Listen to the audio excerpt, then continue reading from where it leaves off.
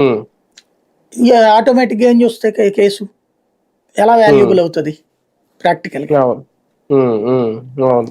అది అంటే బీజేపీలో చేరడానికి ఒప్పుకుంటారా? తలుపులు తీస్తారా ఈయనకి, అది విజయసాయి రెడ్డి చూడాలి. గారికి? ఈయనైతే ఒప్పుకున్నారని తన సన్నిహితుల దగ్గర చెప్పినట్టు తెలుస్తుంది మనకి. అంటే ఇప్పుడు కానీ కూటమిలో చంద్రబాబు గారు ఉంది కదా. అర్జెంటుగా ఢిల్లీలో ఆగారు. వాస్తవంగా ఢిల్లీలో దిగేసి నేరుగా ఇటు అమరావతి వచ్చేస్తున్నారని ముందు రోజున వాళ్ళ గ్రూప్ ఇచ్చినటువంటి ట్వీటు, మన ఉమ్, మెసేజ్, వాట్సాప్ ఉమ్, మెసేజ్లో ఇస్తారు కదా బాబు గారి ఉమ్, టూర్ది. అవును. ఢిల్లీలో దిగేసి నేరుగా అమరావతి ప్రత్యేక విమానంలో రాబోతున్నారు. కానీ ఉమ్, అకస్మాత్తుగా ఆగిపోయి ఢిల్లీలో మంత్రులతో మీటింగ్లు అంటే అదొక జస్ట్ ఇది ఫార్మాలిటీగా. అమిత్ షాతో అమిత్. ప్రత్యేకించి భేటీ అవుతున్నారు అంటే ఇది అయ్యి ఉండొచ్చును. ఉమ్, ఉమ్, విజయసాయిరెడ్డిని చేర్చుకోవద్దని మొదటి నుంచి కూడా విజయసాయిరెడ్డి తన సన్నిహితులు చెప్పిన మాట ఏంటంటే, ఉమ్, విజయసాయిరెడ్డిని చేర్చుకోవడానికి మాత్రం వద్దు, మా తరపున అది ఆబ్లిగేషన్ అని చెప్పేసి లోకేష్ చంద్రబాబు చెప్పారని.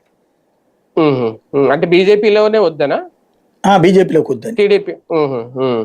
అది కాబట్టి మరి ఏం చేస్తారనేది చూడాలి. అంటే బాబు గారు చెప్తే వింటారా? బీజేపీ అధిష్టానం అదే వింటారా? చూడాలి. అంటే ఇంకోటి వాళ్ళకు కూడా ఒక సమస్య ఉంటుంది కదా. ఇప్పుడు ఉమ్, రేపు కాంగ్రెస్ నుంచి దేశవ్యాప్తంగా అన్ని పార్టీలు నెక్స్ట్ అసెంబ్లీ పార్లమెంట్లో కూడా రైట్ చేస్తాయి అదే మొక్క. ఉమ్, ఇప్పుడు ఆయన వల్ల వచ్చే బెనిఫిట్ ఏంటి బీజేపీకి, ఉమ్, వచ్చే మైనస్ ఏంటి? బెనిఫిట్ అవును. పరంగా చూస్తే ఆయనకి బీజేపీ వల్ల ప్రయోజనం, కానీ బీజేపీకి ఆయన వల్ల వచ్చే ప్రయోజనం ఏం లేదు. అదే కదా.